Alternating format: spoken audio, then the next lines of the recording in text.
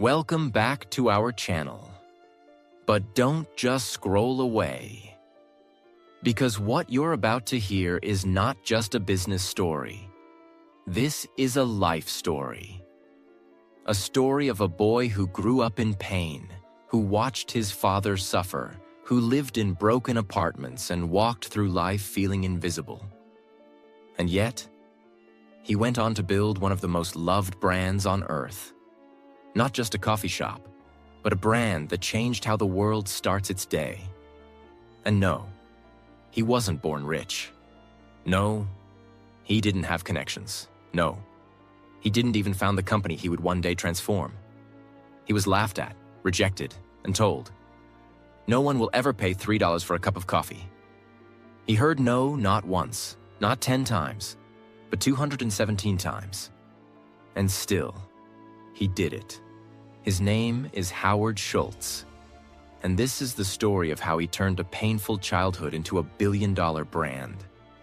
How he transformed coffee into culture, and how rejection became the fuel that made him unstoppable. And yes, while you listen, you're also improving your English. Because we use clear, emotional, beginner-friendly storytelling that helps you learn new words, real-life lessons, and become fluent through stories. So grab your coffee or your dreams, because this isn't just a story you'll remember. This is a story that might change your life. Part 1. The Boy Who Grew Up in Japan. Brooklyn, New York, 1953. Howard Schultz was born into a world where dreams were small, because life was hard. He grew up in the Bayview housing projects, a government housing project in a rough Brooklyn neighborhood where people survived paycheck to paycheck. His father was a delivery driver, no big job, no stability, no health insurance. One day, he slipped on ice and injured his hip badly. And you know what happened? Nothing. No medical help, no compensation, no support, no voice. Howard watched his father, a strong man, become broken and hopeless overnight. He watched him sit on the couch, jobless, depressed, and filled with shame. There was no one to help, no one to care. Howard would later say, "That moment changed me. I saw what it meant to be a number, not a person. I promised myself, if I ever built a company, it would honor people, not crush them." He was just a boy, but that pain stayed in his soul. They were so poor, Howard used to feel embarrassed to bring friends home. He had no room of his own, no luxury, not even enough clothes sometimes. He said, "When you're that poor, you never forget it. Poverty leaves a shadow." But this shadow didn't kill him. It lit a fire inside him. Howard had no path laid out for success, but he had one superpower: determination. He played sports, he worked odd jobs, he sold newspapers, he saved money. And against all odds, he became the first in his family to go to college. But even that wasn't easy. He didn't go to Harvard. He went to Northern Michigan University on a football scholarship and worked as a bartender and salesman to pay for school. After college, he started working as a salesman for Xerox, one of the best sales training companies at that time. He was good, very good. But Howard wanted more. One day, he joined a small kitchenware company. His job? Sell coffee machines to local cafes. And that's when something unexpected happened.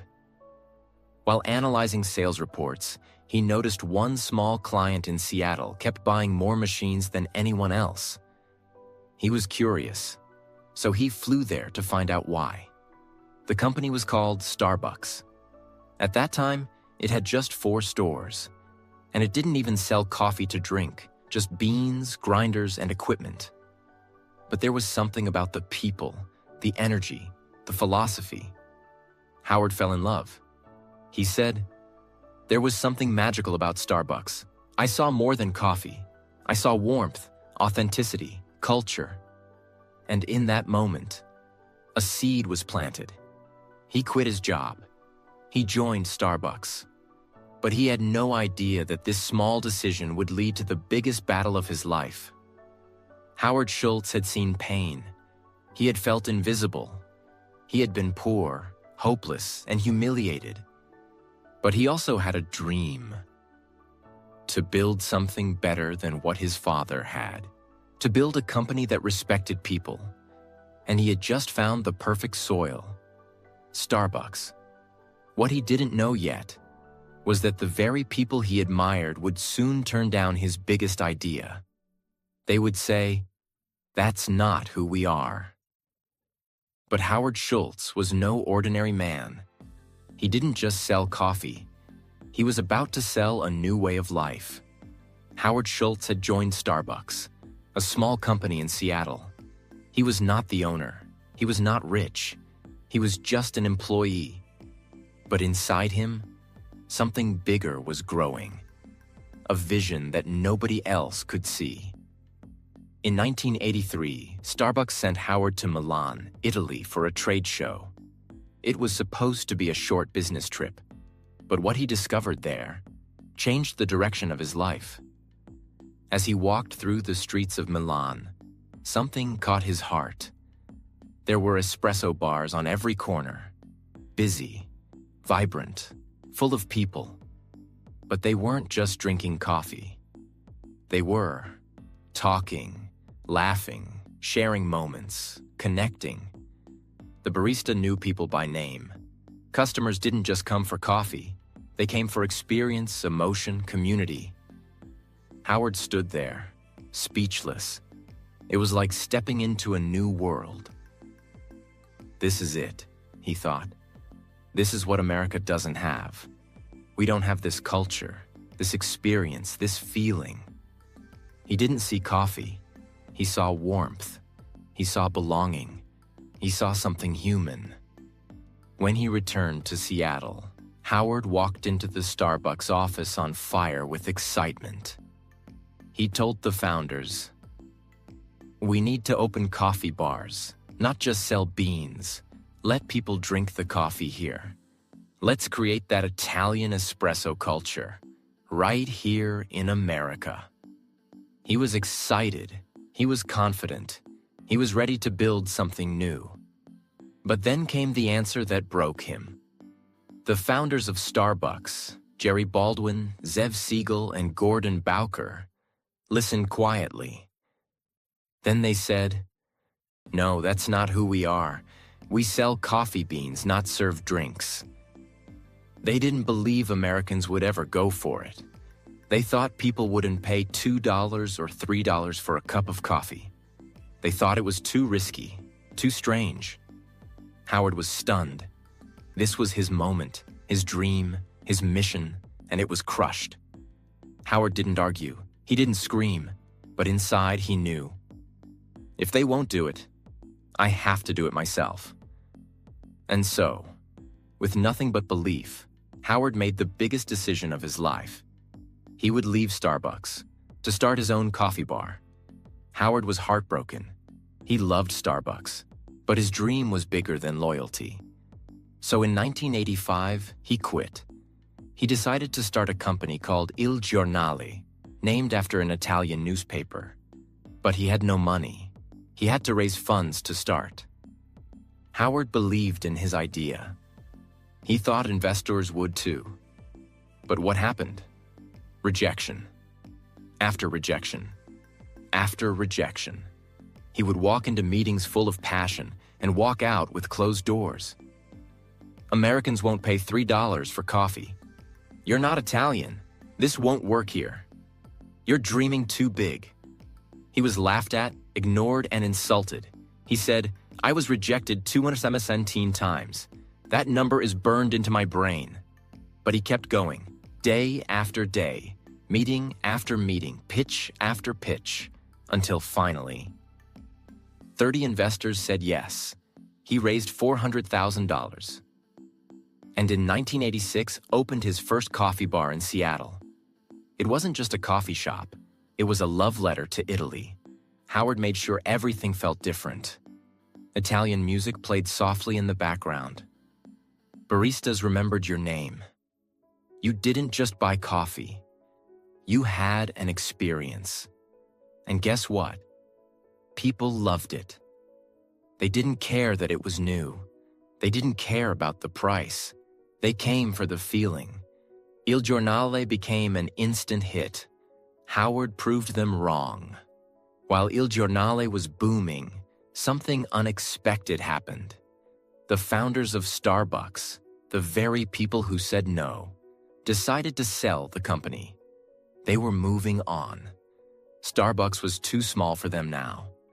Howard saw a chance, a big one, a dangerous one.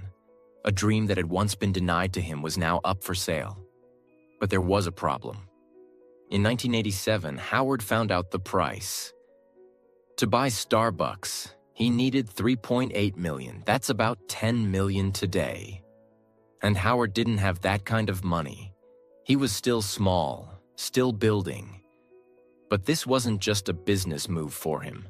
This was personal. This was his dream. So once again, he went back into battle. He talked to every investor he could find.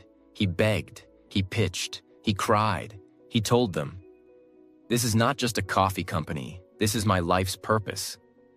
Finally, after weeks of effort, he raised the money. And in August 1987, at age 34, Howard Schultz bought Starbucks for $3.8 million. And he didn't just buy the company. He bought back his vision. Part 2. The coffee that became a culture.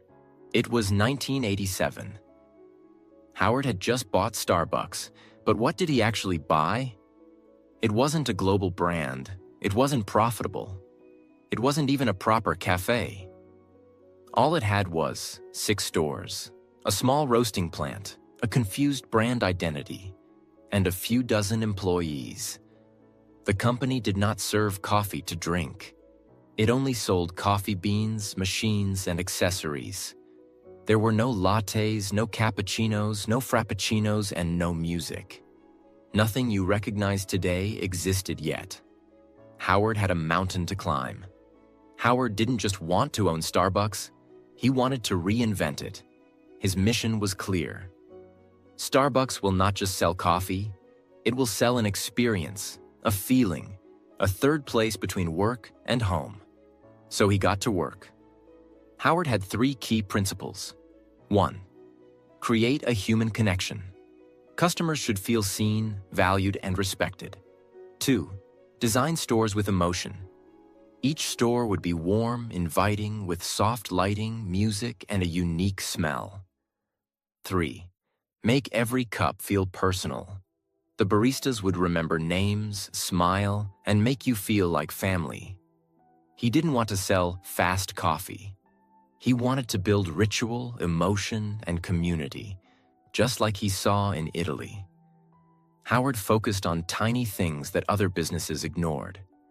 The smell inside the store. Never let food overpower the smell of coffee. The music. Every Starbucks had curated playlists to match the mood. The seating. Cozy, not cramped. The counters, designed so baristas and customers could talk comfortably. The lighting, always soft, never harsh. The names on cups, to make every customer feel special. And most importantly, the person behind the counter is not just making coffee. They are creating warmth. Howard believed the employees were the heart of the brand. He didn't call them staff or workers. He called them partners. Even part-time baristas were given healthcare benefits, stock options, training not just for skill, but for soul. This was revolutionary in America, especially for a coffee shop. Howard said, "If we treat our people well, they will treat our customers well, and everything will take care of itself." He made sure baristas looked customers in the eye, smiled, asked how your day was, remembered regulars. In Starbucks, you were not a number. You were a name, a person, a story.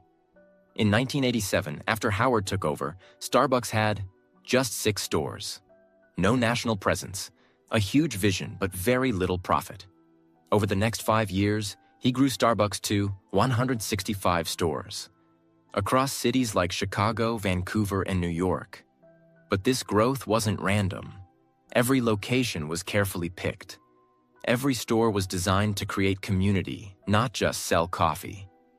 Howard refused to franchise the stores. Why? Because he wanted to protect the experience. He said, "I want to control the quality, the emotion, the feeling.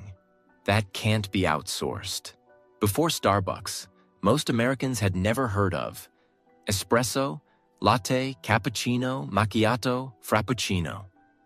Howard made these words part of everyday life. He trained his staff and customers to learn them, patiently and respectfully. And slowly, the culture changed. People didn't just say coffee, they said, "Can I get a tall vanilla latte with soy milk?" Starbucks didn't just sell drinks. It educated, uplifted, and reshaped how people thought about their daily routine. Howard knew the power of branding. He didn't want just a good cup of coffee. He wanted customers to feel proud holding a Starbucks cup. So they invested heavily in clean, minimalist logo design, high-quality cup materials, consistent green and white branding, a sense of premium experience. Very soon, holding a Starbucks cup became a statement. "I'm successful. I have taste. I take care of myself. This is my time." Howard realized something deep. People aren't just buying coffee. They're buying a moment of peace, a sense of belonging, a way to feel seen. And that's exactly what he gave them. For a few dollars, 3, 4, 5, people didn't just get a drink. They got a cozy seat, calm music, friendly conversation, a small break from the chaos of life. And that was priceless. By the early 1990s, Starbucks had expanded to several major U.S. cities. It was earning millions in revenue. Customer loyalty was extremely high. The brand was now seen as modern, classy, and cool. People went to Starbucks to read, to write, to have meetings, to fall in love, to take a break, to feel human. By the early 1990s, Starbucks was no longer just a Seattle brand. It had become a national sensation. The coffee shop was a cultural icon, a lifestyle statement, a business case study, and a morning ritual for millions. But Howard was not satisfied. He wasn't thinking about 100 stores. He was thinking 10,000. He wanted to take Starbucks to Europe, Asia, every airport, every corner of every city. And to do that, he needed serious capital. In 1992, Starbucks went public on the NASDAQ stock exchange. Ticker symbol, SBX. Stock price, $17 per share. Initial valuation, around $250 million. Howard Schultz, once rejected 217 times, now had built a company that Wall Street wanted to own. The IPO was a massive success. Starbucks stock skyrocketed in the first year. With fresh funding, Howard had the fuel he needed to expand faster than ever before. While Starbucks was expanding, something unexpected happened. In 1994, in Santa Monica, California, a small group of Starbucks baristas noticed something. Customers were asking for cold blended coffee drinks. At the time, Starbucks had no cold coffee menu. But these baristas didn't wait for approval. They experimented. They blended espresso with ice, milk, chocolate, whipped cream, and created something new.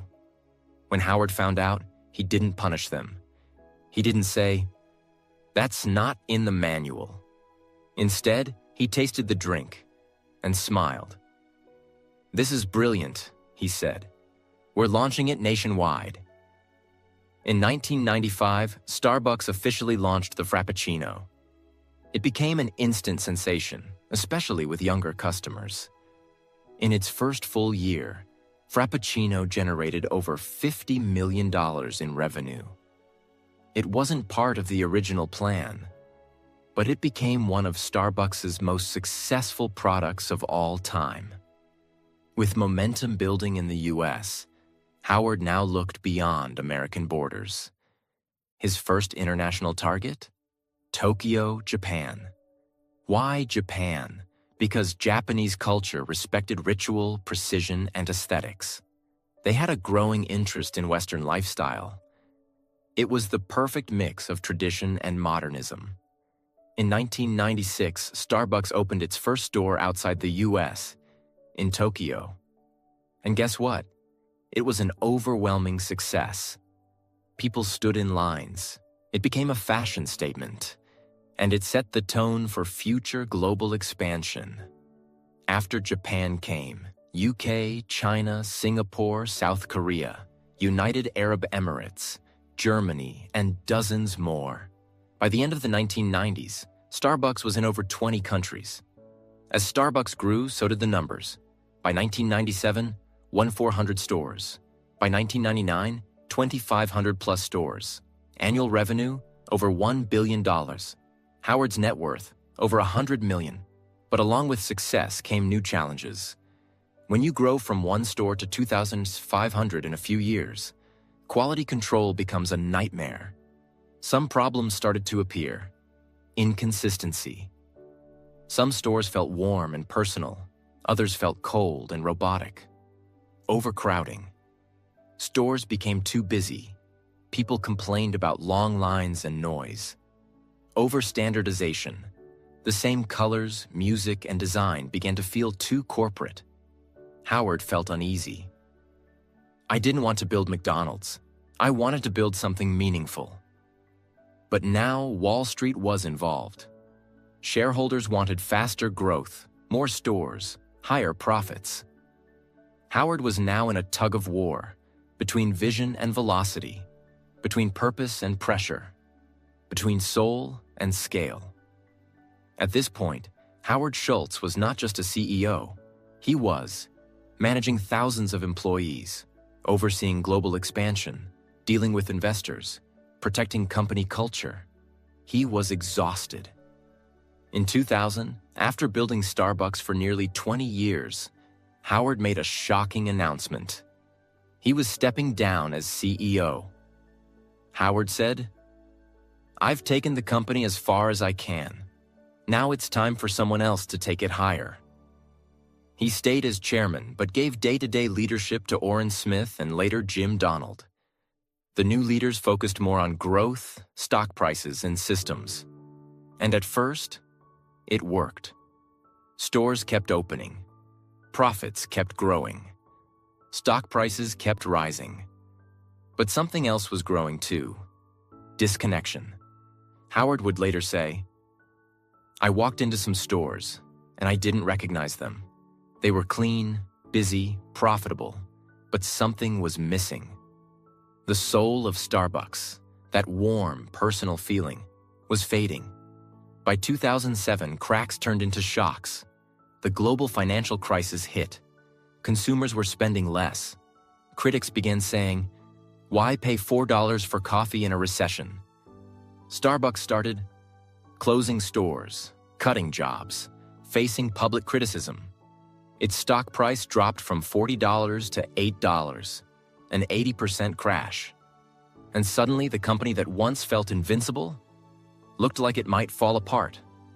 Howard watched from the sidelines, helpless, frustrated, and heartbroken. But he wasn't done yet. Part 3. The Comeback of a Broken Dream. It's 2008. Starbucks is in trouble. The global economy is falling apart. The world is entering a financial crisis. People are losing their jobs. Families are cutting their spending. And suddenly, $4 coffee no longer feels like a small treat. It feels like a luxury they can't afford. Sales drop. Customer visits fall. Store traffic slows. Starbucks, once a symbol of modern culture, is now seen as overpriced, overrated, overexpanded. And the numbers are brutal. In 1 year, the stock falls from $40 to under $8. The company loses over $6 billion in value. Store closures begin. Hundreds of locations shut down. Thousands of employees are laid off. Morale collapses inside the company. The magic is gone. And behind the scenes, one man is watching. Heartbroken. Howard Schultz is no longer CEO. He stepped down in 2000. But he remained chairman, watching from a distance. He visits stores and feels a sharp pain in his chest. "This is not what I built," he whispers. He sees dirty floors, distracted baristas, empty chairs, customers who feel rushed and invisible. Everything he stood for, connection, experience, emotion, is fading fast. And then, one day, the board of directors comes to him and says, "Howard, we need you back." It's January 2008. Howard Schultz, now 54 years old, steps back in as CEO of Starbucks. But this time, it's different. He's not coming back to lead a celebration. He's coming back to save a dying dream. And he knows the truth. This will be the hardest fight of his life. The world is in crisis. The media doubts him. The company is collapsing. And worse, the culture is broken. But Howard doesn't hide. He steps in with fire in his eyes and says to his team, "We are not in the coffee business serving people. We are in the people business serving coffee. And we've forgotten that." Howard begins with radical decisions. 1. Closes 900 stores. Yes, 900 stores across the US and abroad are shut down. Not because they didn't make money, but because they didn't reflect the brand's soul. 2. Fires thousands of employees. It breaks his heart, but he knows. If we don't cut now, we may not survive. 3. Halts all new store openings. Growth is paused. Focus returns to quality. 4. Cuts his own salary. He reduces his annual salary to $1 to send a message. "This is not about me. This is about saving us." 5. Retrains every single barista. Howard shuts down all 7,000 stores in the US for one day. It costs millions of dollars in lost revenue. But to him, it's worth it. That day, every Starbucks partner goes through espresso retraining. Howard says, "We're not just fixing technique. We're bringing back pride." Howard focuses on restoring the magic. Better espresso machines for consistency and flavor. No more microwaved sandwiches. The smell ruined the coffee aroma. More focus on eye contact, conversation, personalization. Redesigning stores, making them feel like real third spaces again. He also introduces new ideas. Free Wi-Fi in all locations. Mobile ordering for faster service. The Starbucks Rewards app, which becomes one of the most successful loyalty apps in the world. Howard also begins to shift Starbucks into a force for good. He increases investment in fair trade coffee, supporting small farmers in Latin America and Africa, ethical sourcing, ensuring farmers are paid fairly, sustainability, reducing waste, promoting recycling, diversity and inclusion, hiring more veterans, minorities, and refugees. He says, "Success is empty if you're not lifting others with you." And Starbucks becomes more than a coffee company again. It becomes a brand that stands for something bigger. By 2010, the world sees something incredible. Starbucks rises again. Here are the results. Revenue climbs back to $11.7 billion. Net income grows to $946 million. Stock price recovers to over 30. Customer traffic increases. Employee satisfaction rises. Brand trust is restored. From Wall Street to Main Street, people say the same thing. Howard Schultz saved Starbucks. But more than numbers, something else returns. The aroma of real coffee. The sound of soft music. The sight of baristas smiling again. The energy of connection inside stores. The Starbucks experience is alive once more. Howard walks into a store in Brooklyn, not far from where he grew up. He sees a young barista hand a cup to an old man, smile, and say, "This one's on me today, sir. You always brighten our day." Howard smiles. "That," he says, "is what it's all about." Part 4. The Final Cup. Legacy of a Dreamer Who Never Gave Up. It's 2017. Starbucks has fully recovered. The brand is stronger than ever. It has over 25,000 stores across the world, a market value of over $80 billion, over 300,000 employees, one of the most recognized logos on the planet, customers in more than 70 countries, a stock price that has grown by thousands of % since its IPO. The Starbucks app is one of the most used mobile payment platforms in the US, even beating Apple Pay in some markets. But more than numbers, Starbucks has become a global habit, a part of people's lives. From students to CEOs, from Tokyo to Toronto, from Mumbai to Miami. People walk in, speak their drink out loud, and feel heard, seen, and valued. By now, Howard Schultz is in his early 60s. He often walks into stores quietly, unannounced. Sometimes he watches a single mother working on her laptop, sipping a latte. Sometimes he sees a homeless man being handed a warm coffee by a smiling barista. And sometimes he hears the sound of laughter, music, and peace. And he thinks, "This is exactly what I dreamed of. Not a product, a place, a feeling." He didn't want to build the biggest coffee company. He wanted to build the most human. And he did. Let's pause for a moment and look at the scale of what Howard built. Metric then, 1987. Now, 2017. Stores 6, 25,000 plus revenue. 5 million year, over 22 billion year.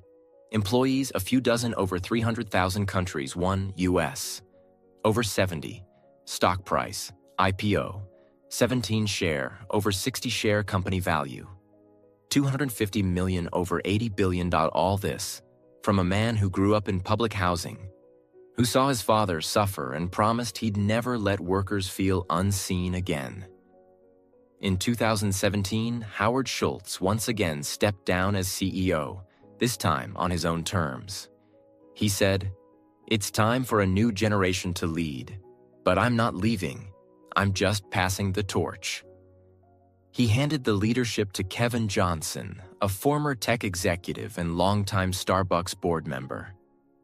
Howard remained chairman, still involved, still passionate, but no longer in daily operations. But Howard didn't retire to relax. Instead, he turned his energy toward social impact, human rights, veteran employment, helping underserved communities, fixing the American dream. He launched initiatives to hire over 10,000 military veterans, offer free college education to Starbucks employees through partnerships, provide employment to refugees and disadvantaged youth, advocate for racial and economic equity. Howard believed that companies have a responsibility bigger than profit. We are not in business to make money alone. We are in business to elevate humanity. Most people don't know this. But Howard's desire to care for employees, build a warm company, and serve people with dignity came from personal pain. His father, Fred Schultz, was a delivery truck driver. One day he slipped on ice and injured his hip. He was fired. No compensation, no support, no respect. Howard was only 7 years old at the time. He never forgot how his father sat at home, broken, both in body and in spirit. I saw what happens when workers are invisible. Starbucks became the answer to that pain. So he built a company where even a part-time barista got healthcare, stock options, education, and dignity. In 2019, Howard announced he was exploring a run for President of the United States. Why? Because he believed that leadership meant service, not power. He wanted to bring the same human-first philosophy he used at Starbucks into the political world. Although he eventually dropped the idea, the message was clear. I was a poor kid from the projects. I built something that touched the world. So why not use that experience to heal even bigger things? Today, Howard Schultz is retired from Starbucks, but the culture he built still lives in. Every smiling barista, every warm cup of coffee, every customer who sits and feels at peace, every employee who is called a partner, not a worker, every morning ritual that begins with a name written on a cup. He turned coffee into connection. He turned a commodity into a community.